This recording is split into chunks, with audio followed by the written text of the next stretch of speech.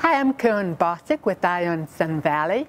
Today we have the wonderful opportunity of being here with Buck Wilde. Now Buck, if you've seen any nature programs at all on Alaskan bears or wolves, chances are Buck was there as a guide, a cinematographer, and now a producer. Thanks for joining us, Buck. I know you're in town to give a presentation for Synergy on behalf of Idaho Conservation League, and that's just wonderful. I wondered, how did you get into this business? Wow, I hope I can give you a short answer, Karen. That was 30 years ago. Oh. I was a technocrat working for the CIA doing body language technology as it applied to counterintelligence. Whoa. And it had to do with recognizing automatically certain body movements and facial tics in real time to feed to interrogators. I was involved in that technology. For other reasons we won't go into here, I left that world and went into the wilderness. And I quickly realized that body language is a big aspect of working with large predators like bears and wolves. That not only reading their body language and analyzing it, but also transmitting back in a two-way conversation to them my body language to speak to them in their own language. Could you give an example? Yeah. For example, if a bear approaches me up to a point and turns sideways, that tells me automatically that it is trying to show me how big and strong it is. But by psychobabbling it a little bit, it also tells me that that bear is not going to press me any further. It's basically bluffing me. Similarly, if a bear approaches me and sits down, I know that it is saying, I'm coming close to you, but I am not presenting any kind of a threat to you, and I want you to understand that. That's the way bears communicate to one another, through this kind of body language. And it's the type of thing that I use. And then how do you respond back to that bear? How do you talk to him? It all depends on, of course, what they're sending to me, the messages that they're sending to me. It's a real-time psychobabble again, and it's very dynamic. But as long as the bear is not any threat to me and is in a natural behavior situation, I just keep the camera rolling. Keep my head in the viewfinder and shoot away. If things become a little bit tenuous, and sometimes they do, as we'll see in some of my presentation this evening, if they're pressing it on me, all bets are off. I turn the camera off. I get into a full-on body language communication with that bear or wolf, and that's what I do. Can you tell me a couple of your experiences out in the wild? I bet you've had a few interesting ones. Too many to count, Karen. Many hundreds a year. Very close encounters, as close as you to me right now. It's part of the world that I live in, thick with bears and wolves. But a thing that happened to me 28 years ago, 29, on my first summer on Kodiak Island, I was photographing as green as grass. I didn't know what I was doing. I didn't know how to run a camera, but I had one, and I'm photographing this mother with two cubs on the bank behind her, and she's fishing for salmon and catching them and throwing the fish up onto the bank for the cubs to eat. And this goes on, and I'm shooting, and then all of a sudden, she looks at me with a different kind of state of mind and does a full-on charge, as fast as can be, directly at me, stood up above me, roaring in my face with her ears back, and so loud I remember my chest was resonating. I was scared to death. Then she dropped down, and her nose was like right here in front of my belly. I really thought I was toast. And she gave a gesture in this direction that I knew was not about me. Oh, really? And she went like this with a grunt. There was a third cub behind me that I didn't realize. And that she took that cub and swatted it into the river. It swam across the river to the other 2 cubs. She went back to fishing as if nothing ever happened. And that really taught me a lot about the nature of the bear. Thank goodness. Thank goodness she... Give me another exciting story. Well, on the BBC program Great Bear Stakeout, which you can see in this country on Animal Planet or BBC America, we had a big 1,000-pound male bear that had buried a seal in a tidal flat, and the tide had washed it away overnight.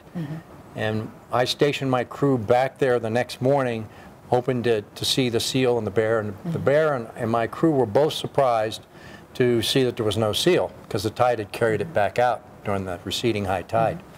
And my crew was maybe at a safe distance, maybe 50 yards away. And we're filming away, and he looks at us, and you can see the wheels turning in his head. He's saying, you know, I don't know where that seal is, but these characters over here with cameras must have something to do with it. And he came straight at us, not in a charge, but very deliberately walked straight to us. And this is on the show, Great Bear Stakeout. And however, about maybe just 10 feet away from us, he stopped and turned sideways. And that told me right at that point, he was not going to press it any further. He was bluffing us with that body, big profile message, basically saying, don't you see how big I am? You guys don't want to mess with me, do you? And that told me he wasn't going to be any more aggressive. I had all the members of 3-man crew down on our knees, and that was it. He turned away and walked away. So, no running. You never run. I say, you know, what I tell people is, if you don't want to become a victim, don't act like prey. Okay. And the other thing I say, keep your head in the ground, or your head in the game and your feet on the ground. I like that. I like that. Yeah, and running is a sure way to get in trouble. And I can tell you, with thousands of encounters, I have never run. And that's why I'm here. Wow, wow. We need to take a break. We'll be right back.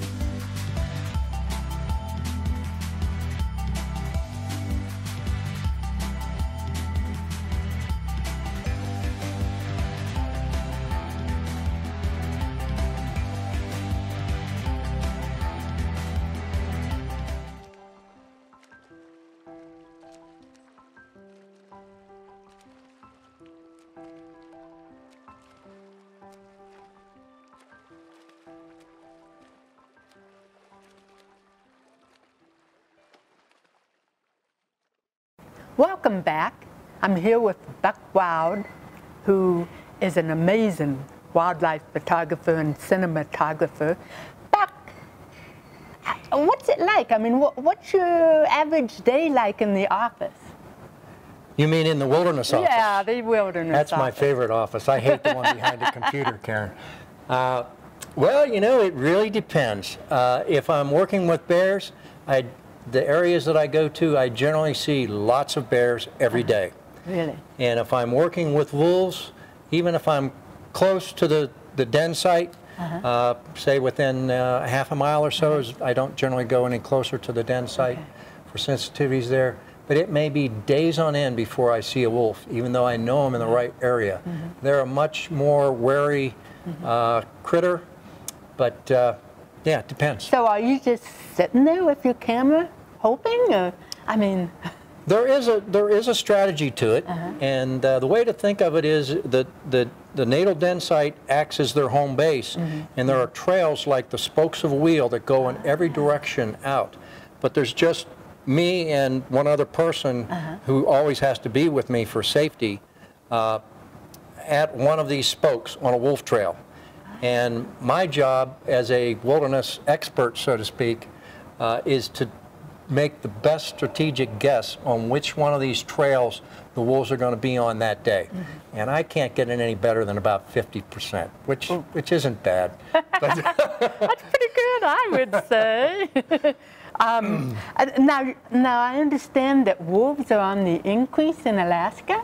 That's correct. Thanks to climate change, there is an increase in the amount of browsing habitat for moose. And the moose are the primary prey base for the wolves. So as glaciers are receding and as winters are getting, snow cover in winter is diminishing on the average, there's more accessible willow browsing for the moose. So the moose numbers are up, and the wolf numbers are coming up right along with it. So 30 years ago, 20 years ago, even 10, it would be, maybe I'd see a couple wolves a year. Now I see a wolf every day. It's that dramatic. Wow. And I understand this is a good thing for you because your next project, the project you're working on now, involves wolves. It is. It's sort of it's where my head is, as they say, in that game. And it features a Swiss photographer lady friend of mine, Esther. And she is the on-camera person. I'm the cinematographer, and it's about her adventure, her odyssey of living with a pack of wolves. And you said that wolves are a more complex animal than bears. In my estimation, based on thousands of encounters with both yes. The wolves are much more wary of people. I hate to say this to all us bear lovers, but I think the wolves are smarter, and they're just really witty animals. They play games with you all the time. As an example, while I was on one of these, Esther and I were staking out one of these spokes of from the den site, and we got skunked for 2 days in a row. And we said, well, we got to change, move to another spoke. And so we did, and got skunked the third day, went back to the original position, and in the grass that we had worn down from our stakeout point, the wolves had been laying there the previous day, the day that we had moved away, as evidenced by wolf hair all over the place. They were shedding out right there. And no one will ever convince me that they weren't intentionally sending us a message that, you know, we're one step ahead of you guys. And you told me as well about two little guys that weren't big enough to carry on most of the normal chores of wolves. Yes, adolescent wolves, that is in their first year, are not big and strong and trained well enough by the alpha male who's the lead hunter. He doesn't have trust in them to be effective hunters. Just like taking a teenager out, you know, they're probably going to bungle things up a little bit. So they give them something to do. And what they do with these adolescents, if Esther and I are in the area, they will assign those adolescents to come over and stake our base camp out. When we wake up every morning, Esther has a cup of coffee waiting for me. She gets up earlier than I do. And she'll always say, hey, Buck, you know, the wolves are out here. Come on, let's get the cameras going.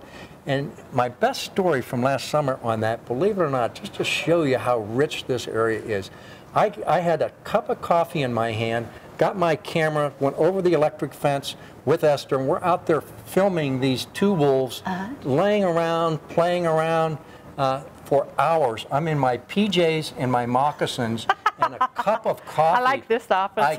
I kid you not.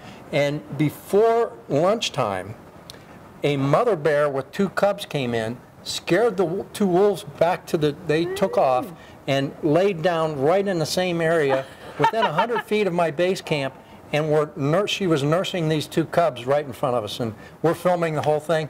Honestly, I think I didn't get dressed until 1 o'clock that afternoon. Oh, wow. So this is like having your little mini talent agency right in the middle of the wilderness. Absolutely. So. It's, you know, that's really the real core of the experience base that I've built up, is knowing when and where to go to find the animals, and it's not easy to find those places, but it's like being a good hunter, really. If you know where to go and are willing to spend the time and have confidence in your decisions, things often work out. Is there anything that you've come to really appreciate with bears or wolves over the many, many years you've been working with them that perhaps you didn't realize in the beginning? Oh yeah, with the bears, it would have to be their amazing tolerance and indifference to me, or Esther and I. Okay, and with the wolves, it will be their amazing wit and a little bit of curiosity, but mostly 2 steps ahead of you and on their own agenda, but coming back to check on you to make sure that they know where you are. Okay. And I know you started filming this last summer. You'll be back on the trail this summer. When might we expect to see this? We're scheduling this for release, ready for release at least, in spring of next year. Oh, wow. Okay. I plan to go to Zurich, where Esther lives, and spend a month or 2 to do the final edit on it. And the first edit is in process right now. And what, at least, is the working title? Boy, I don't know if I want to release that. Oh, okay. Don't if it's a big secret. I don't think I want to. I'm not going to let that title. We'll have you come back next year. I'm not going to let Esther's last name out of the bag either. Okay. Okay. I know we're going to get pestered on this. Okay. We'll have you back next year when you're ready to let the cat out of the bag. Thank you very much. Thank you, Karen. Thank you very much. Thanks for having me. Buck, it's wonderful seeing you again, and thank you folks for joining us today. I hope you learned a little bit about our great outdoors. Until next time, I'm Karen Bossick with Eye on Sun Valley, and I'm keeping my eye on the valley for you. As a family, we've been with Harrison over 20 years. So this business is really unique to ensure, because we have employee housing here in the light industrial, and we have all these moving pieces. We have the car wash, we have a detailed garage where we're bringing in, you know, over the course of a month we can see 1 million to 2 million in vehicles pass through our garage. Nathan has been, his phone line is always open to me, and that's been huge. It's a real personal relationship. You know, I pick up the phone and call him, and he's always there, ready to answer my questions. He's really quick with getting back to me. We have a complex insurance needs, insuring these are kind of considered hazardous sites. They require special coverage because they're gas stations. And he's been able to navigate that from personal business through and through. So Harrison Insurance was instrumental in getting us good, being well covered at a good cost basis.